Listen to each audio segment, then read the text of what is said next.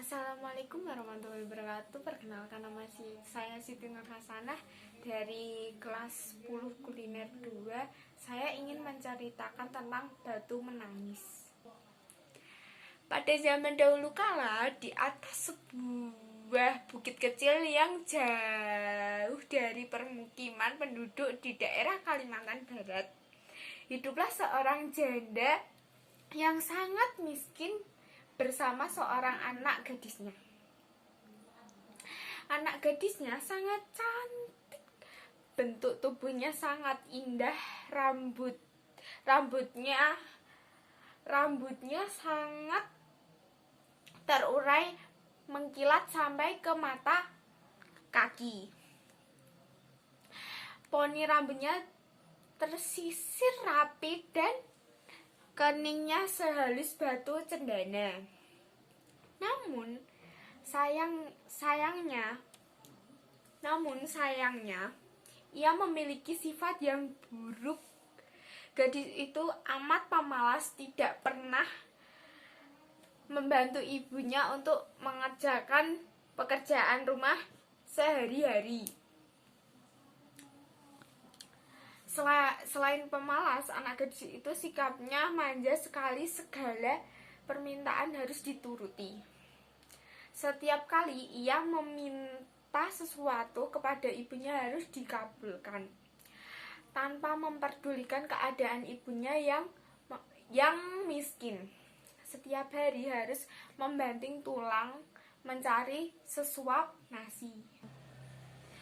Pada suatu hari, anak gadis itu diajak ibunya pergi ke pasar untuk berbelanja. Letak desa itu amat jauh sehingga mereka harus berjalan kaki yang cukup melelahkan. Anak gadis itu berjalan melenggangkan dengan memakai pakaian yang bagus dan bersolek agar orang di jalan yang melihatnya nanti akan mengagumi kecantikannya. Sementara ibunya berjalan di belakang sambil membawa keranjang dengan pakaian sangat dekil. Karena mereka hidup di tempat terpencil, tak seseorang pun mengetahui bahwa kedua perempuan yang berjalan itu adalah ibu dan anak. Ketika mereka mulai memasuki desa, orang-orang desa memandangi mereka. Mereka begitu terpesona melihat kecantikan anak gadis itu, terutama para pemuda yang tak puas-puas memandang wajah gadis itu. Namun, ketika melihat orang yang berjalan di belakang gadis itu, sungguh kontras keadaannya. Hal itu membuat orang-orang bertanya-tanya. Di antara orang yang melihatnya itu, seorang pemuda mendekati dan bertanya kepada gadis itu, "Hai gadis cantik, apakah yang berjalan di belakang itu ibumu?" "Bukan, ia adalah pembantuku." Kedua ibu dan anak itu kemudian meneruskan perjalanan. Tak beberapa jauh mendekati lagi seseorang pemuda dan bertanya-tanya kepada anak gadis itu, "Hai manis, apakah yang berjalan di belakang itu ibumu?" "Bukan, itu adalah budakku. Pada mulanya mendengar jawaban putrinya yang durhaka itu, jika ditanya orang-orang, si ibu masih dapat menahan diri.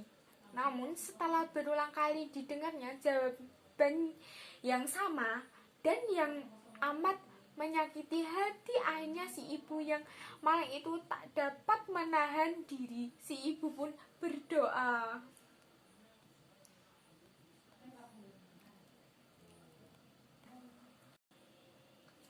"Ya Tuhan, hamba tak kuat menahan hina ini. Anak kandung hamba begitulah tega memperlakukan diri hamba sedemikian rupa. Ya Tuhan, hukumlah anak durhaka ini.